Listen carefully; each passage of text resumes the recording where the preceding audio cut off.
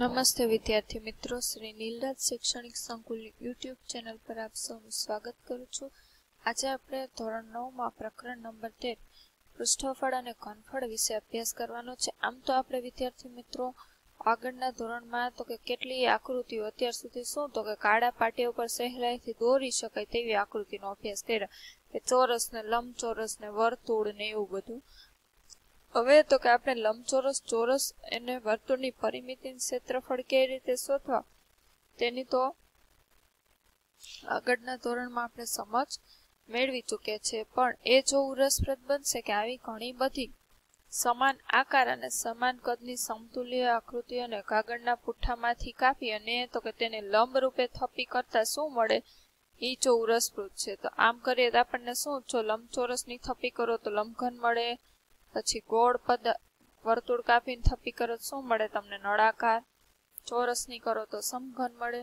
આમ તો આપણે તો કે આગળના ધોરણમાં લંબઘન, નળાકારના પૃષ્ઠફળ અને ઘનફળ શોધવાની ચર્ચા કરવાની છે. આગળના ધોરણમાં આપણે શું શીખી ગયા તો કે લંબઘન, સમઘન અને નળાકારના પૃષ્ઠફળ ને ઘનફળ 8મા ધોરણમાં કઈ રીતે શોધવા તે શીખાવે. તો કે એના પૃષ્ઠફળ ઘનફળ બે શોધવાની ઉપરાંત શંકુ અને ગોલકના ઘનફળ પૃષ્ઠફળની પણ ચર્ચા કરવાની. જો લંબઘન અને સમઘનના પૃષ્ઠફળ શોધવાના સૂત્ર કઈ રીતે, જો કીધું ને કે લંબચોરસ તમે કાગળમાં કાપશો અને તો કે એની આવી તમે થપ્પી બનાવશો તો કેવો આકાર તો કે આવો દેખાશે. આપણને શું થયું કહેવાય તો કે લંબઘન પદાર્થ કહેવાય. જોજી એમાં એક તો કે પેલા તળિયાનો ભાગ છે. હવે તો કે બે બાજુ માટે તો કે બીજા લંબચોરસ લેવા પડશે.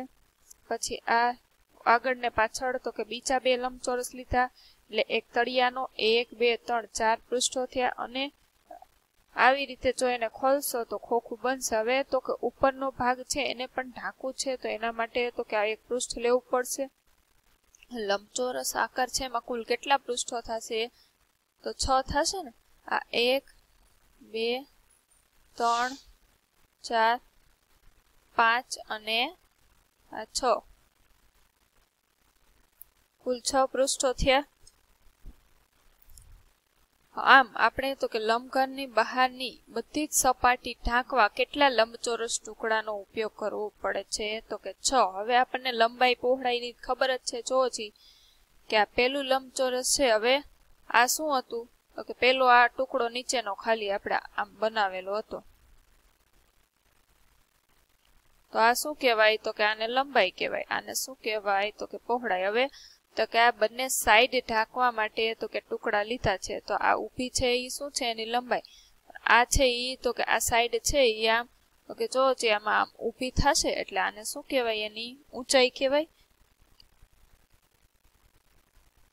આ કરવાનું કવિ આ શું થશે એની તો કે ઊંચાઈ. તો એવી રીતે આપણે 6 પૃષ્ઠો છે એના તો કે ક્ષેત્રફળ લઈ લેવાના અલગ અલગ. જો એમ મૂકી દેવાનું કે આ લંબાઈ આ ઊભા બધા છે ત્યાં L, પછી આ શું થશે પહોળાઈ, પછી આ સાઈડના ભાગ છે આને આપણે શું કહેશું તો કે ઊંચાઈ.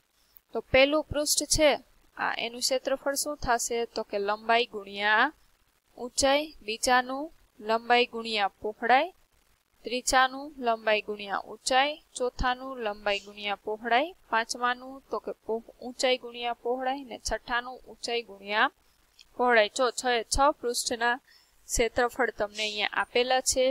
એટલે શું થશે, 6 લંબચોરસનું ક્ષેત્રફળ કરવું હોય 6 એ 6 નું, તો કે આ બધાયનો શું કરવો પડશે આપણે સરવાળો, કે L ગુણ્યા H પ્લસ L ગુણ્યા B પ્લસ L ગુણ્યા H પ્લસ L ગુણ્યા B પ્લસ B ગુણ્યા H ને પ્લસ B ગુણ્યા H. જો છે બધા કાઉન્સ 2 વાર આવ્યા.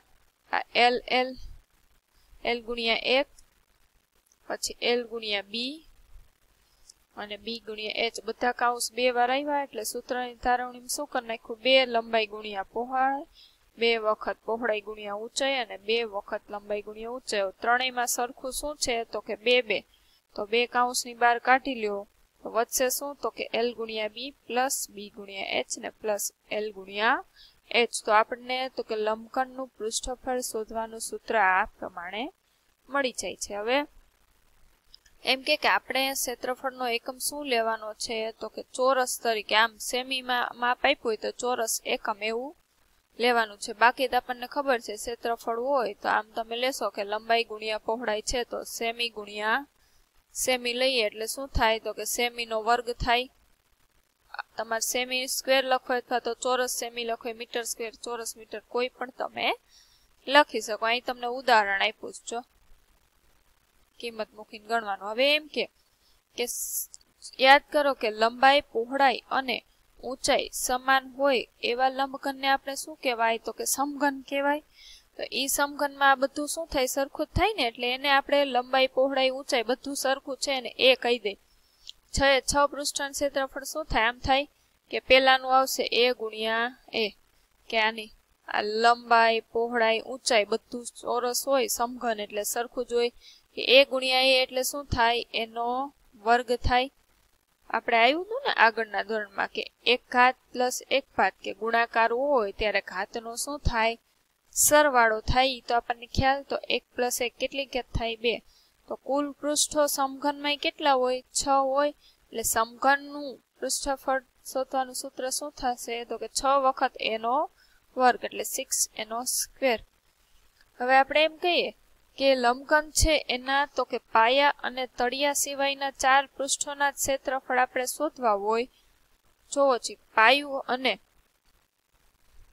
આમાં આ બાદ કરી નાખવાનું છે, આ તળિયું અને આ ઉપરનું, એટલે એક આ 2 નંબરનું અને 5 નંબરનું તમે બાદ કરી નાખો. આ શું છે એનો પાયો અને તળિયું, આ ચારેયનું ગોતવાનું છે 1, 5, 3 અને 6. તો શું થશે તો કે પહોળાઈ ગુણ્યા ઊંચાઈ, પહોળાઈ ગુણ્યા ઊંચાઈ ને લંબાઈ ગુણ્યા ઊંચાઈ આટલું આવશે. એટલે એનું સૂત્ર શું રહેશે તો કે ઈ આપણે બાદ કરીએ તો શું થાય લંબાઈ પહોળાઈ ઊંચાઈ હોય તો એનું ક્ષેત્રફળ તો કે 2 લંબાઈ ગુણ્યા ઊંચાઈ અને 2 પહોળાઈ ગુણ્યા ઊંચાઈ. કયા પૃષ્ઠો આપણને નીકળી ગયા તો કે આ 2 નંબરનું અને 5 નંબરનું, એટલે લંબાઈ ગુણ્યા પહોળાઈ વાળું છે એ શું થઈ જશે નીકળી જશે 2 વખત લંબાઈ પહોળાઈ, એટલે વધશે શું તો કે લંબાઈ ગુણ્યા ઊંચાઈ અને લંબાઈ ગુણ્યા પહોળાઈ. 2 છે એ 2 માં સામાન્ય કાઢી લે એટલે 4 પૃષ્ઠો વાળા હોય એનું ક્ષેત્રફળ શોધવાનું L ગુણ 2 કૌંસમાં L પ્લસ B, અને આમાં જો સામાન્ય h છે કાઢી લેવાનું. આમ પણ તમે લખી શકો 2h કૌંસમાં L પ્લસ B. શું કીધું કે એના તળિયું અને ઉપરનું ઢાંકણ ન આપેલું હોય, માત્ર 4 પાર્શ્વીય પૃષ્ઠોનું જ ક્ષેત્રફળ હોય ત્યારે એનું સૂત્ર. સમઘનમાં આપણે લઈએ તો શું થશે તો કે એની બધી ધાર સરખી જ હોય એટલે 2 ભાગ કાઢી નાખવાના. 6 એમાંથી 4s 2s સ્ક્વેર બાદ કરશો તો 4s સ્ક્વેર બચશે. આના આધારે તમને એક ઉદાહરણ ગણવાનું કીધું કે મેરીને તેનું ક્રિસમસ ટ્રી શણગારવું છે. હવે તે સાન્તા ક્લોઝના ચિત્રને રંગીન કાગળ વીંટાળેલા શું કીધું લંબઘન લાકડાના ખોખા પર મૂકવા માંગે છે. જો આ લંબઘન લાકડાનું ખોખું છે એમ કીધું.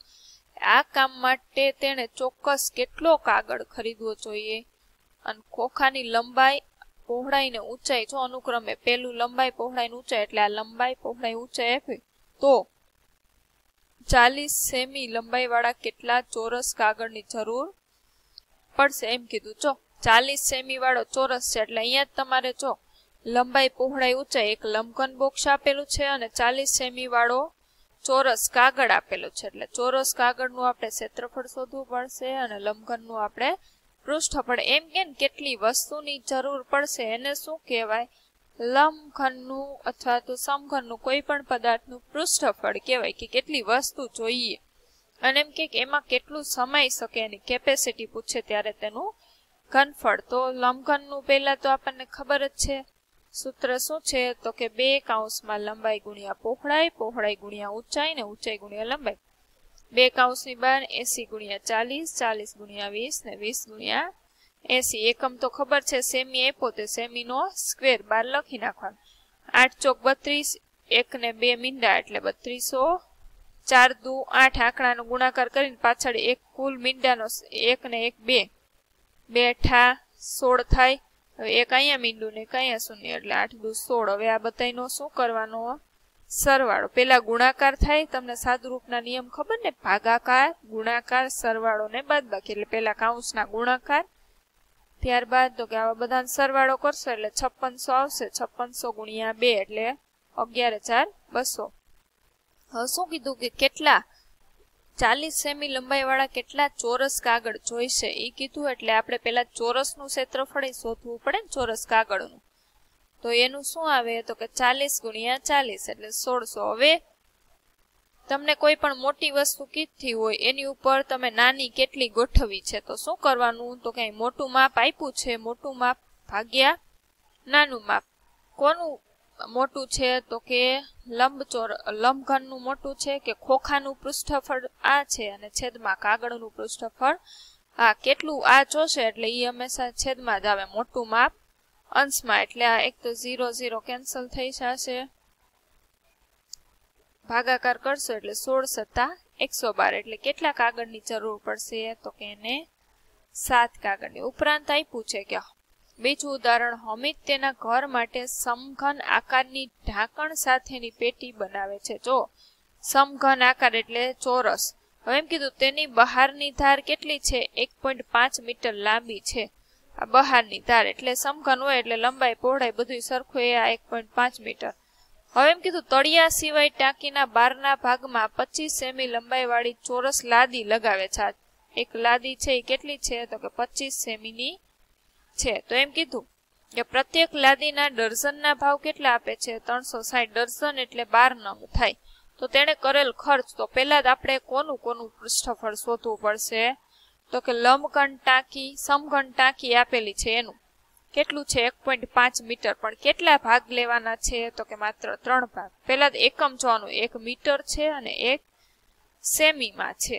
કે લાદી નાની હોય તો હંમેશા સેમીમાં જ હોય અને આ તો કે મીટર. એટલે કાં તો બે એકમને મીટરમાં ફેરવી દેવાના અથવા તો સેમીમાં.